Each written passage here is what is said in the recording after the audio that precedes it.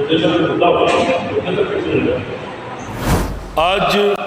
Bharatiya Janata party का एक तथाकथित घोषणा पत्र जारी हुआ है, जिसको मैंने नाम दिया असत्य का उद्घोष। झूठ ही झूठ। 54 लाख करोड़ रुपया कुल देश पर कर्जा था, और वो कर्जा इस थोड़े से समय में 9 साल में 4 गुना बढ़ गया है। आर्थिक नीति फेल, सामरिक नीति फेल, विदेश नीति की हालत ये है। इन सारे ही फ्रंट पर यह सरकार बुरी तरह से फेल साबित हुई है। बीजेपी को आज़ादी के पहले गद्दारी आती थी और अब होशियारी आती है। तब भी झूठ बोलते थे, आज भी झूठ बोलते हैं।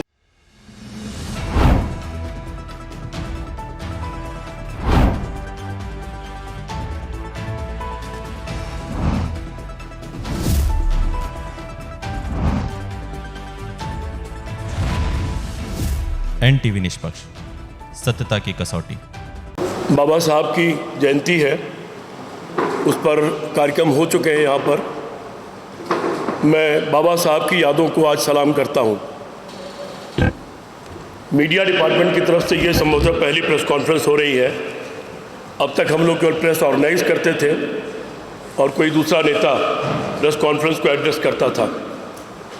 मैं जानता था कि आज रविवार है और आज काफ़ी साथी छुट्टी पर होंगे और आज उपस्थिति कम होगी, लेकिन उसके बावजूद मैंने आप लोगों को जहमत दिया है यहाँ, इसलिए कि कोई चीज़ बासी हो जाए तो उस पर फिर बात करना बेकार हो जाता है।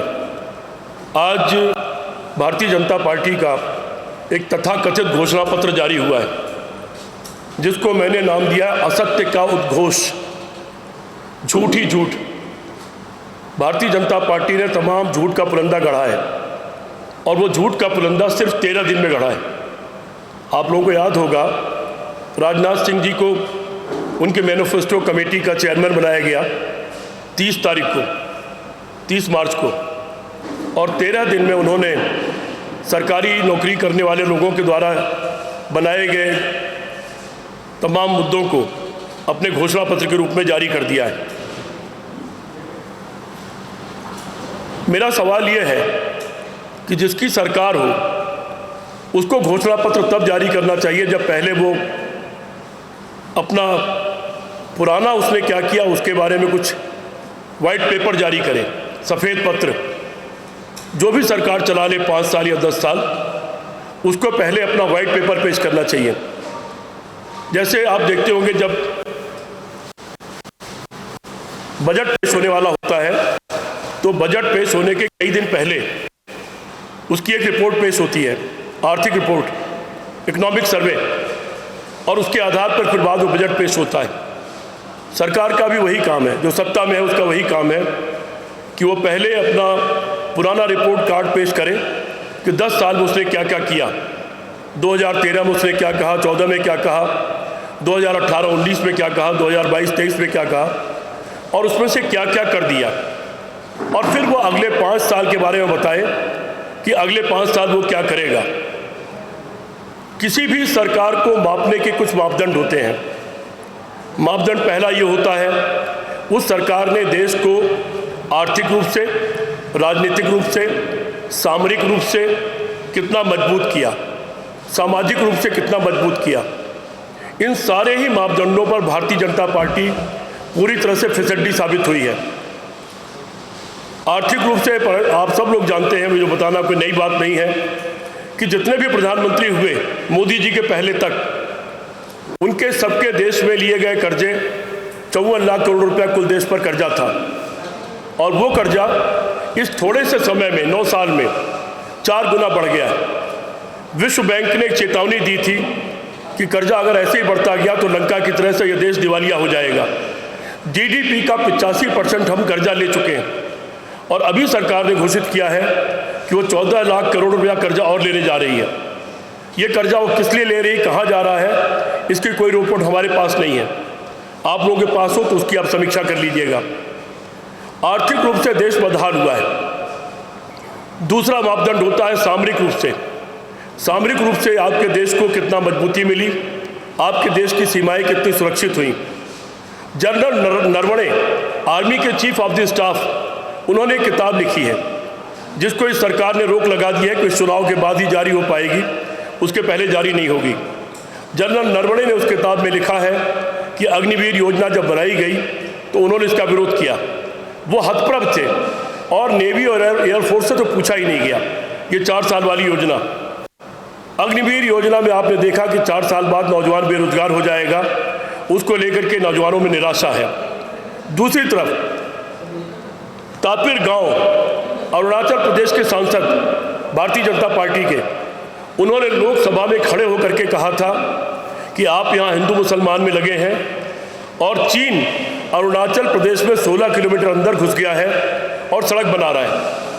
सोनम वांगचुक जो पद्मश्री प्राप्त हैं और बहुत ख्यातनाम व्यक्ति हैं, लद्दाख में पिछले 22-23 दिन से वो भूख हड़ताल पर हैं।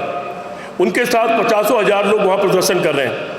उन्होंने कहा है कि 4000 वर्ग मील से ज़्यादा ज़मीन लद्दाख में चीन ने कब्जा कर लिया है।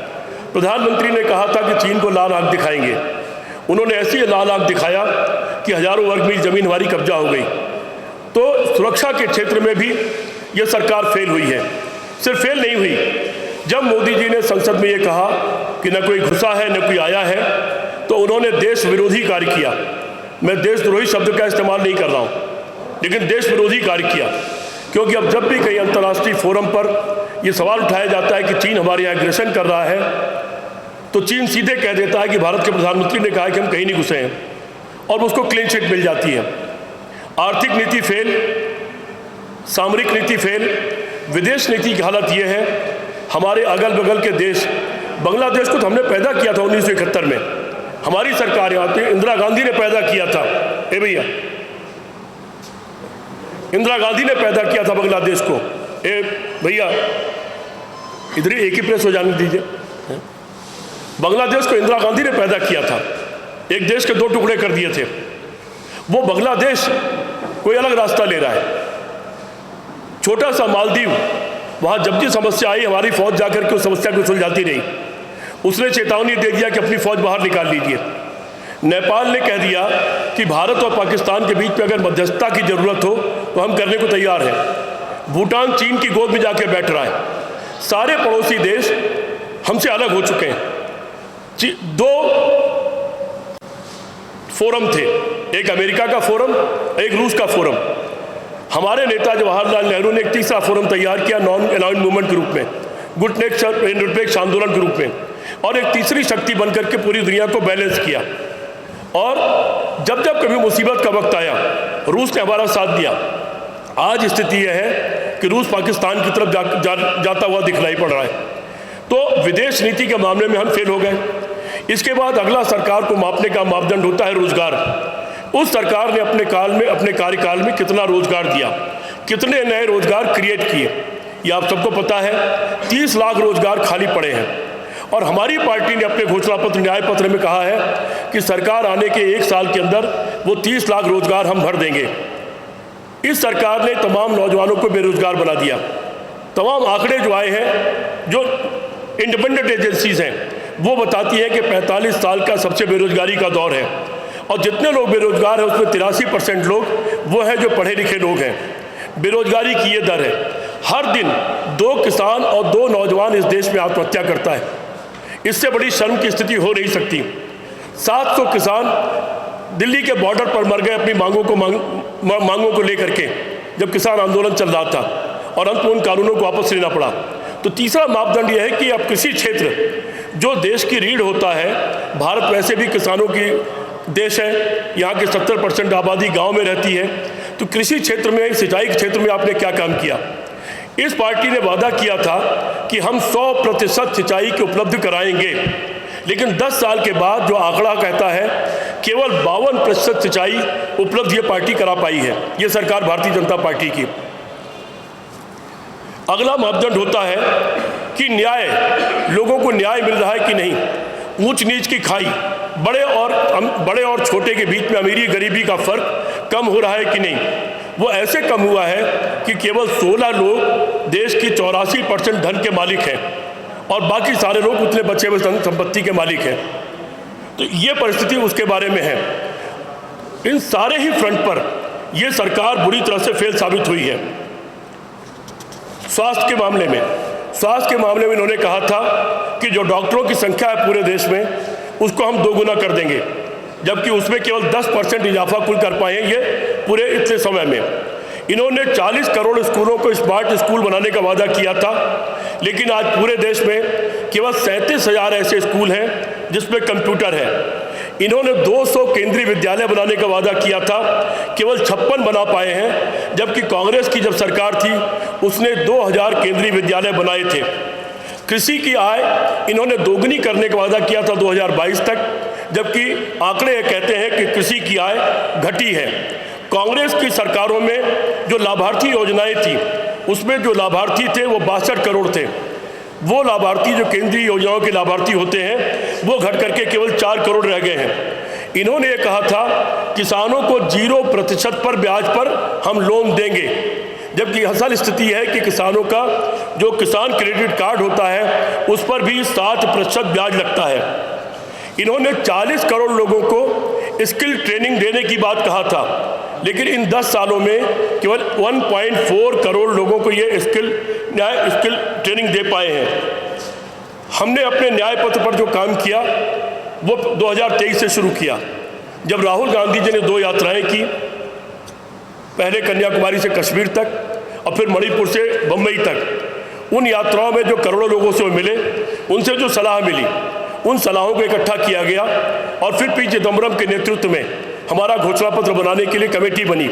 उस कमेटी ने देश में जगह जगह के दौरे किए, तमाम लोगों की राय ली, एक्सपर्ट्स की राय ली और फिर उसके बाद हमारा न्याय पत्र बना है।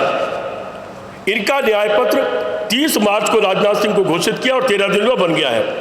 भारतीय जनता पार्टी का दावा है कि उन्होंने 25 करोड़ लोगों को गरीबी की रेखा के नीचे से ऊपर उठा दिया है, लेकिन इसके 2 उलट बांसियां हैं। पहली, 80 करोड़ लोगों को खुद कह रहे हैं कि हम 5 किलो अनाज देते हैं तब लोग जिंदा हैं, और दूसरे जो आंकड़े कहते हैं कि 20% लोग देश के ऐसे हैं जो 46 रुपये रोज पर गुजारा कर रहे हैं।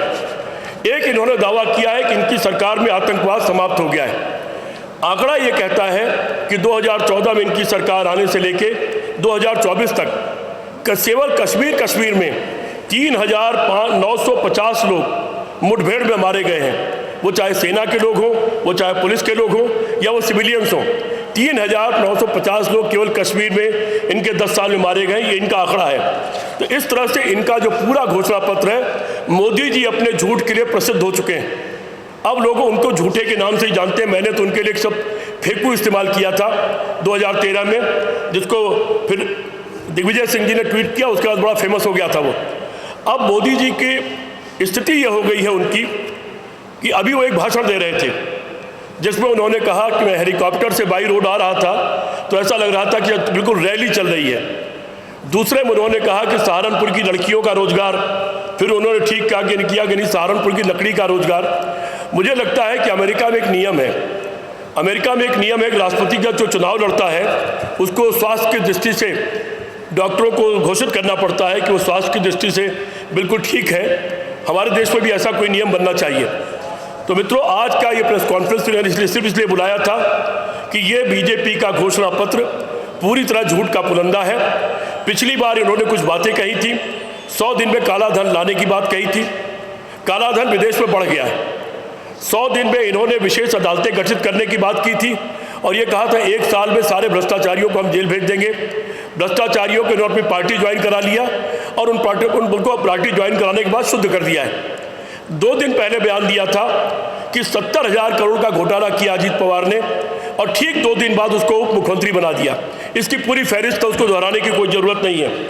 इन्होंने वादा किया था 2 करोड़ रोजगार का, उसके बारे में इनके घोषणा पत्र में कोई जिक्र नहीं है, बल्कि फिर अब वो कह रहे हैं, पहले 2022 तक की बात करते थे, अब वो कह रहे हैं कि 2047 तक हम ये कर देंगे।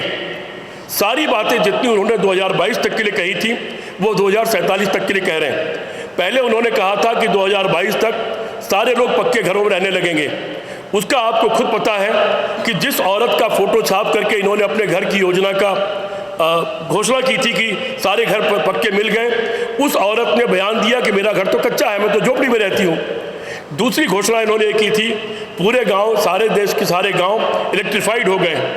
द्रौपदी मुर्मू जी जब राष्ट्रपति बन गई, राष्ट्रपति पद के लिए उनका नॉमिनेशन हो गया, तो लोग उनका गांव देखने गए। कि उनका गांव कहाँ है। होता है जब कोई बड़े पद पर पहुंचता है तो लोग उसकी जानकारी करते हैं। तो पता लगा कि द्रौपदी मुर्मू जी जो राज्यपाल तक रह चुकी थी, मंत्री रह चुकी थी, राष्ट्रपति पद का उम्मीदवार घोषित होने के दिन तक उनके घर में क्या उनके गांव में बिजली नहीं थी। तब जल्दी जल्दी बिजली लगाई गई। तो इसी तरह के झूठ बोलने का ये पूरा टोटल घोषणा पत्र है। और इस झूठ को जनता चूंकि अब जान चुकी है, इसलिए जनता इनके झूठ को नकारने जा रही है। और इस चुनाव में नरेंद्र मोदी, उनकी पार्टी और उनकी सरकार को विदा करने जा रही है। एक बात मैं और बहुत जरूरी कहना चाहता हूँ। देश में ये बड़ी महत्वपूर्ण बात है, देश के बुद्धिजीवियों में जो लोग संविधान की चिंता करते हैं, जो लोग देश के लोकतंत्र की चिंता करते हैं, जो देश की आज़ादी की चिंता करते हैं, उनके भीतर एक बड़ी बेचैनी है। इन 10 सालों में जो सरकार धीरे धीरे चलाई गई और जिस तानाशाही तरीके से चलाई गई, उसको लेकर के एक बेचैनी है। एक सवाल भी मन में है कि आरएसएस चुनाव नहीं लड़ता, आरएसएस वोट नहीं लेता, आरएसएस जनता की कोई सहमति नहीं लेता कि हम सरकार चलाएंगे, फिर आरएसएस किस हैसियत से सरकार चलाता है? आरएसएस किस हैसियत से सरकार को अपनी घोषणाएं उससे लागू कराता है? इसको लेकर बेचैनी है। बीजेपी के कई सांसदों ने इस दौरान बयान दिया है कि 400 सीटें हमारी अगर आ गई या 2/3 सीटें आ गई तो हम संविधान बदल देंगे। ये इनके कोई खानदान का कोई पुरखा नहीं दे गया था संविधान। इस देश के संविधान को पाने के लिए 1857 से शुरू हुई लड़ाई 1947 तक लाखों लोग कुर्बान हुए। पेड़ों से टांग करके तमाम लोगों को फांसी के फंदे पर चढ़ा दिया गया। जलियांवाला बाग से लेकर न जाने कितने कांड हुए, तब बड़ी मुश्किल से हमको आज़ादी मिली। और ये आज़ादी मिली तब लोकतंत्र है, ये आज़ादी मिली तब संविधान है, ये आज़ादी मिली और लोकतंत्र है तब चुनाव होते हैं। और ये चुनाव होते हैं तब नरेंद्र मोदी या अटल बिहारी वाजपेयी प्रधानमंत्री बने। ये चुनाव होते हैं इसलिए उनकी सरकार बनी। इस चुनाव को समाप्त कर देना चाहते हैं। तमाम बुद्धिजीवियों में बेचैनी है कि क्या आरएसएस अपना शासन लाने वाला है, जिसमें आरएसएस का चीफ इस देश का राष्ट्र प्रमुख होगा। न्याय, सुरक्षा, इस तरह के तमाम मामले आरएसएस के चीफ के हाथ में होंगे, जैसे ईरान में खमेनेई के हाथ में होते हैं। ईरान में जो शासन व्यवस्था है, वहाँ जो उनका धर्मगुरु होता है, उसके हाथ में वहाँ की सारी सत्ता होती है। वहाँ पर फौज इत्यादि सारी उस धर्मगुरु के हाथ में है। और बाकी चेहरा दिखाने के लिए एक प्रधानमंत्री होता है। क्या भारत में आरएसएस और उसका मुखड़ा, उसका मुखौटा भारतीय जनता पार्टी क्या ईरान की व्यवस्था इस देश में लागू करने जा रही है? इसको लेकर के देश के बुद्धिजीवियों में, चिंतनशील लोगों में बड़ी बेचैनी है। मेरा सवाल है, मेरी आवाज़ अगर उन तक पहुंच जाए तो भारतीय जनता पार्टी के नरेंद्र मोदी, नड्डा और आरएसएस के मोहन भागवत को जवाब देना चाहिए। हमने अपने न्याय पत्र में बहुत मजबूती से एक बात कही है। हमारे न्याय पत्र में एक बात है, मैं दिखा देता हूँ आप लोगों को। संवैधानिक न्याय, इसको पढ़ जरूर लीजिएगा। संवैधानिक न्याय में हमने घोषित किया है छात्र संघ बहाल होंगे। संवैधानिक न्याय में हमने घोषित किया है सबको धरना, प्रदर्शन, आंदोलन, रैली करने का हक होगा। संवैधानिक न्याय में हमने घोषित किया है कि लोकसभा कम से कम 100 दिन साल में चलती रहेगी, हमने ये घोषित किया है। संवैधानिक न्याय में हमने ये घोषित किया है कि जब लोकसभा या राज्यसभा या विधानसभाएं चलेंगी तो हफ्ते का एक दिन विपक्ष के नाम होगा। उस दिन विपक्ष जो मुद्दे उठाना चाहेगा, उस दिन केवल उन मुद्दों पर बहस होगी। संवैधानिक न्याय में हमने ये घोषित किया है कि हम भारत के लोकतंत्र को फिर बहाल करेंगे। संवैधानिक न्याय में हमने ये घोषित किया है कि बाबा साहब अंबेडकर से लेकर जो संविधान उन्होंने बनाया, महात्मा गांधी, जवाहरलाल नेहरू, सरदार पटेल, रफ़ी अहमद किदवई से लेकर के जितने लोग थे, सुभाष चंद्र बोस, सरदार भगत सिंह से लेकर के जितने हमारे शहीद हुए हैं, उन शहीदों की जो महत्वाकांक्षाएं थी, उनकी जो इच्छाएं थी, उनके जो सपने थे, सरदार भगत सिंह ने कहा था, उनसे जब कहा गया फांसी माफ़ हो जाएगी, माफ़ी मांग लो, और उन्होंने कहा था माफ़ी मंजूर नहीं, फांसी मंजूर है। मेरे खून का एक एक कतरा इस देश की आज़ादी में नया रंग दे भरेगा।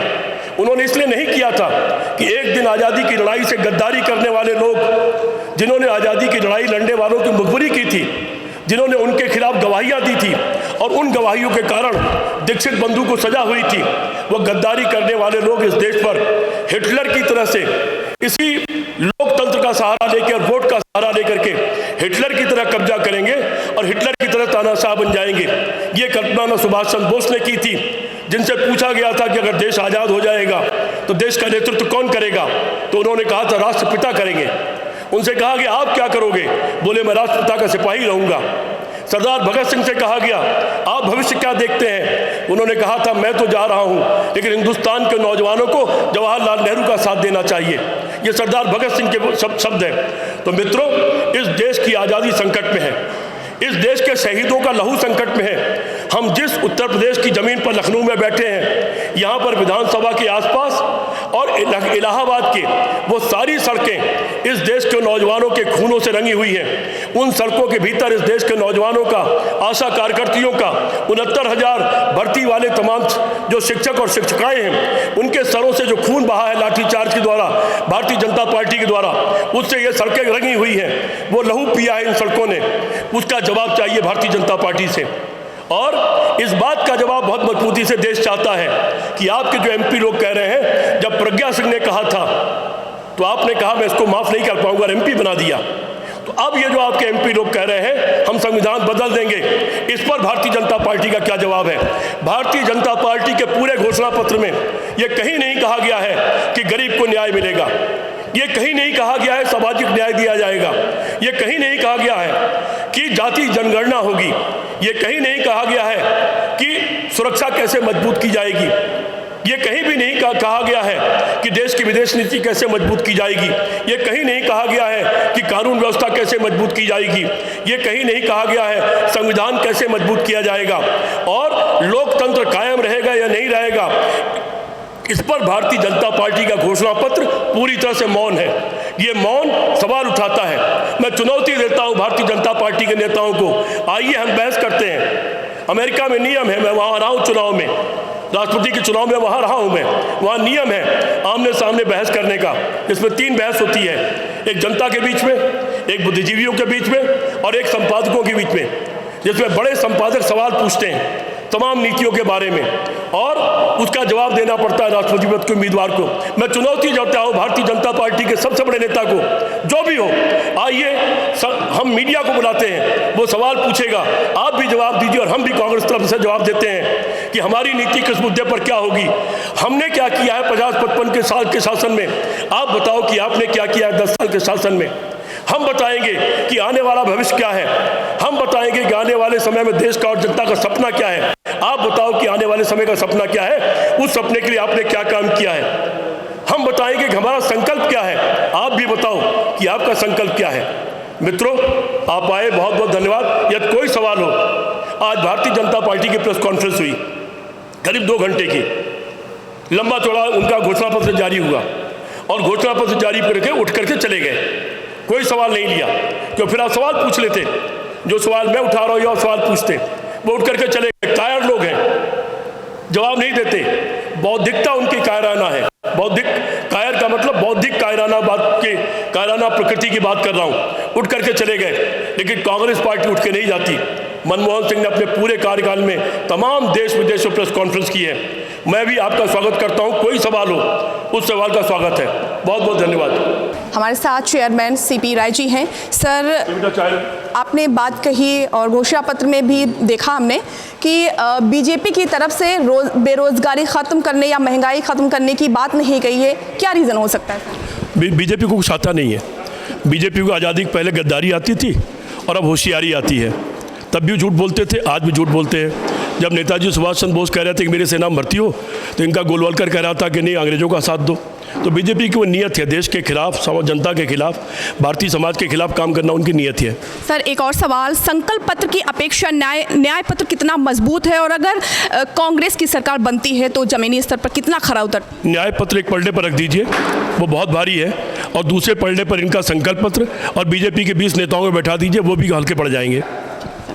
तो आप हमारे साथ थे चेयरमैन सीपी राय जी। तो आपने देखा कि जो कांग्रेस की नीति है न्याय पत्र की, उसे जमीनी स्तर पर कितना उतारेगी चुनाव जीतने के बाद अगर सरकार बनती है कांग्रेस पार्टी की, तो ये देखना दिलचस्प होगा चुनाव जीतने के बाद, 4 जून के बाद। कैमरा पर्सन हेमंत के साथ मैं मधुमिता, NTV निष्पक्ष, लखनऊ।